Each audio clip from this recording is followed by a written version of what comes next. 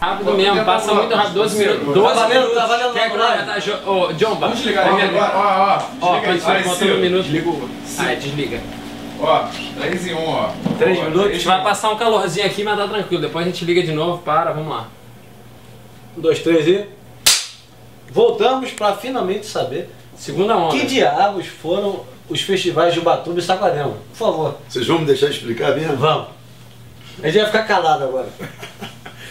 É o seguinte, então como eu tinha feito na introdução, como eu tinha falado na introdução... Peraí, só deixa eu apresentar esse cara aqui, que senão ninguém vai falar, pô, o que que houve? Apareceu um cara de azul aqui, cara.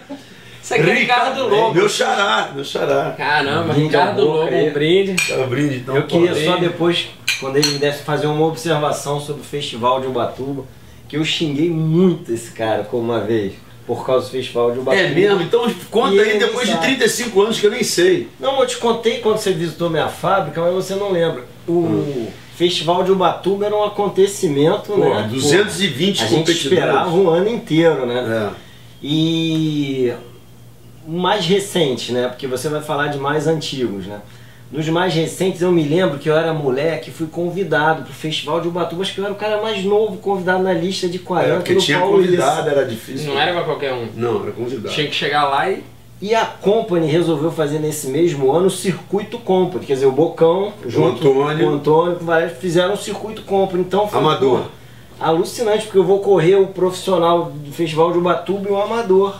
Aí o Boca vai e coloca a primeira etapa do Circuito Company no mesmo dia do festival. Foi, eu não lembro disso. Cara, aí mesmo. E ele, sem querer, dividiu. Aí a molecada não tinha nenhum campeonato de surf. Os caras conseguiram botar os únicos dois que tinha na minha Não, mas peraí.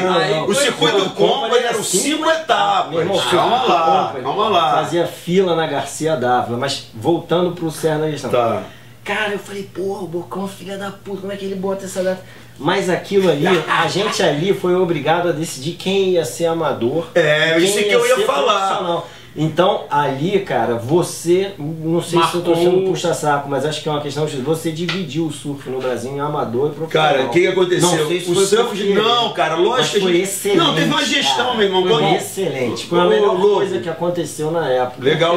Porque dividiu quem vai ser amador, quem vai ser porque tava uma bagunça, cara. Tava uma bagunça. O que acontecia? No exterior, viajando muito desde 73, 71, eu já tinha visto a África do Sul, Estados Unidos e Austrália, toda organizadinha, cara. Eles vieram na década de 50, 60, só com campeonatos amadores, nem precisava chamar amador, os campeonatos era só um tipo. Aí quando começou de leve o profissionalismo, ninguém começou a sentir necessidade disso lá fora, de dividir amadores e profissionais. Profissionais eram uma elite, uma minoria, e as categorias amadoras, que eram na verdade o grosso da competição no mundo. Quando os caras estavam assim, anos já avançados com isso, o Brasil ainda estava na maior...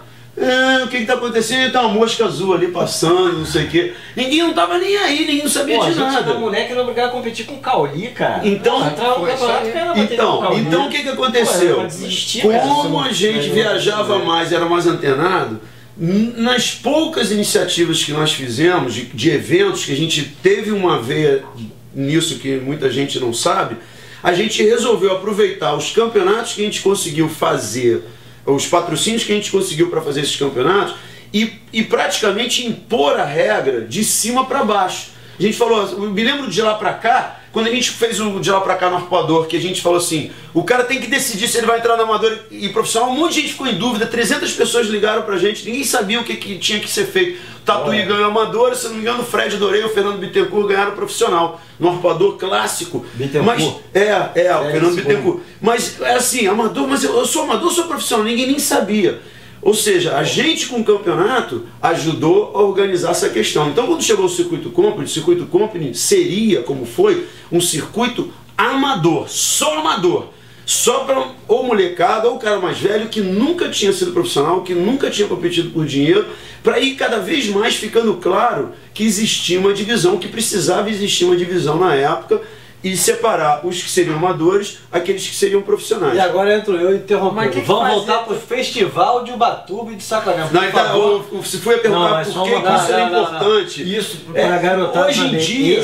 Esse passo Não, aí isso foi um dos passos mais importantíssimo. importantes pro Sul. Eu também. não sei por quê. Mas eu acho Ó, que agora- responde se for ele. Realmente é fácil ele não entender Eu por e quê. metade ali acredito. Qual é o porquê Por que isso foi tão importante? Porque senão tinha acabado com uma geração inteira. Sabe o que é você se inscrever no Os campeonato? únicos campeonatos, Na primeira ele fase, garoto, com 14, garoto 16 com 15, 16 anos, era obrigado a correr com um Cauli de 25 que Porra. estrondava. Não dá. Cauli de 25.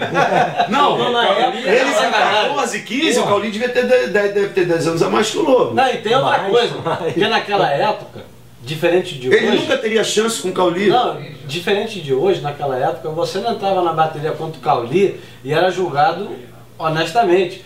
Porque quando você entrava contra o Cauli, você entrava tava contra perdido. um cara que tinha 15 anos de circuito nas costas. Austrália. Como se não tinha campeonato? Não, Tinha. tinha. Ele tá Porque falando de 86, 87. Tinha universitário, tinha os festivais, não foi antes, tinha um monte de coisa. estaduais. E quando você entrava contra o Fernando Bittencourt, contra o Cauli, contra o Fred Doré, contra o Valdir Vargas, a chance de um cara que nem o Ricardo Lobo, ou um cara qualquer desconhecido ganhar de um medalhão, Quase nenhum. Era Era zero. um abismo enorme. Era zero. Um abismo enorme. O cara tinha que surfar 304 vezes mais. Então por isso que o surf, então, por isso que devia ser, tinha que ser dividido, organizado. Até mesmo porque Pô, mas então era meio que profissionais Não, e peraí, café peraí, com leite. Também Era- a Não questão era do amador, porque patrocínio, não era Júlio. dinheiro. Era Os um dois não pro tinham Júlio, dinheiro. um pro Júlio, assim. Não, Tipo, não tinha. não, eram os que não querem tinha- competir contra o Cauli e os que não querem competir Não, contra o Cauli. não é isso, não é isso. Não tinha esse O conceito. Lobo, de repente, em 2 anos, ele poderia competir contra o Cauli. Não, o que acontece- Mas naquele momento que ele tinha acabado de aparecer, E abandonar. não tinha chance. Não, Porque detalhe, ele não tinha patrocínio muito menos também, experiência. patrocínio, Tudo, mas tudo. porque não ia ganhar, porque Sabe o que acontece? Olha só, imagina 84, 85, 86. O surf começando a se estruturar, porque a primeira verdadeira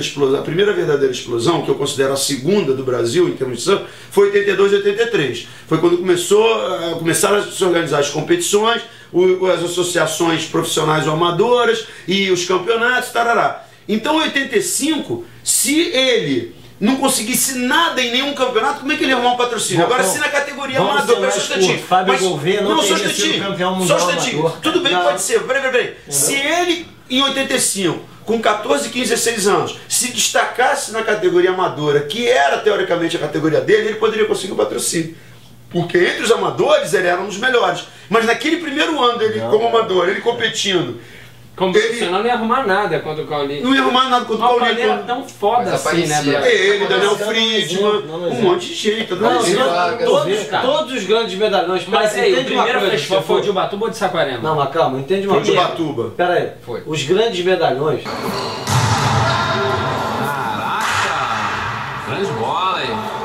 não Quem é? perdiam para pessoas desconhecidas. Então vamos lá, vamos pro festival, Acabou, senão a gente não vai conseguir Festival, falar. não, vamos lá, não vai conseguir. Olha só, Pô, pelo é o amor de Deus. seguinte, Festival, como é Quem que surgiu? foi esse festival? Por que tinha o nome de festival? No início dos anos 70, ainda não tinha essa história organizada de campeonato. Tá. Ainda não tinha no Brasil uma mentalidade de campeonato, de sequência, de circuito. Não tinha isso. Então os primeiros campeonatos tinham aquele aspecto de festival. Era uma grande mistura de campeonato, confraternização, oba-oba, pessoas Era do Brasil. meio Woodstock o negócio. Era um pouco de estoque sem a música. Só Então, com surf, gatinhas e acampamento.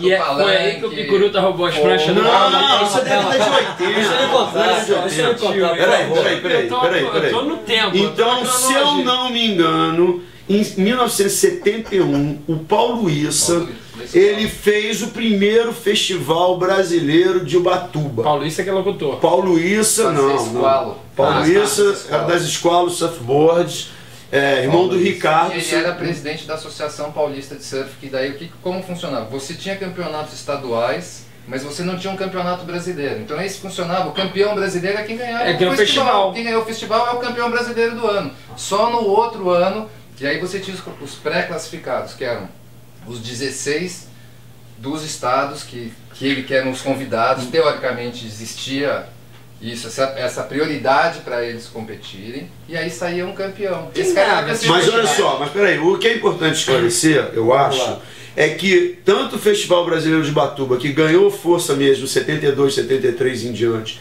e o Festival Nacional de Saquarema, os dois tinham esse nome. Festival Brasileiro de Ubatuba, Festival Nacional de Saquarema. Quando eles passaram a conviver, em 1975, foi o primeiro de Saquarema, o de Ubatuba já estava grandinho e o de Saquarema já apareceu grande, né? Claro. E naquele primeiro ano que existiram os dois, e os dois eram no mês de julho, porque julho eram as férias da maioria dos adolescentes, e julho, obviamente, além de férias, era inverno no Brasil, então a época ideal, o Paulo Issa sempre colocou o Festival Brasileiro de Ubatuba, 71, 72, 73, 74, em julho. Quando fizeram o primeiro Festival Nacional de Saquarema, fizeram em julho, até para aproveitar os poucos surfistas do Nordeste, da Bahia, do Sul, que vinham de carro, Fusquinha e o caramba, 5 no mesmo Fusquinha, com 5 pranchas, vinham lá, porra, 1.600 quilômetros, 2.000 e tantos quilômetros, para Ubatuba, e quando acabava o Festival Brasileiro de Ubatuba, os caras estavam perto do Rio e vinham para Saquarema. Então facilitou. Era uma perna. Era uma perna, mas é a única perna. A única. Só que era legal explicar o seguinte: não tinha um pouco esse aspecto de campeão brasileiro, mas nem tanto, porque não era oficial. Então, pelo tamanho do campeonato, pela representatividade, por terem 200, 220, 250 competidores do Brasil inteiro, era que o cara... Vai acabar? Então dá rec pause aí e continua, vai. Dá rec pause. Não, então peraí. Dá rec pause. Não interrompa. Não, vou fazer. Vai, de novo. Mais um bloco. Será que a gente aguenta no calor?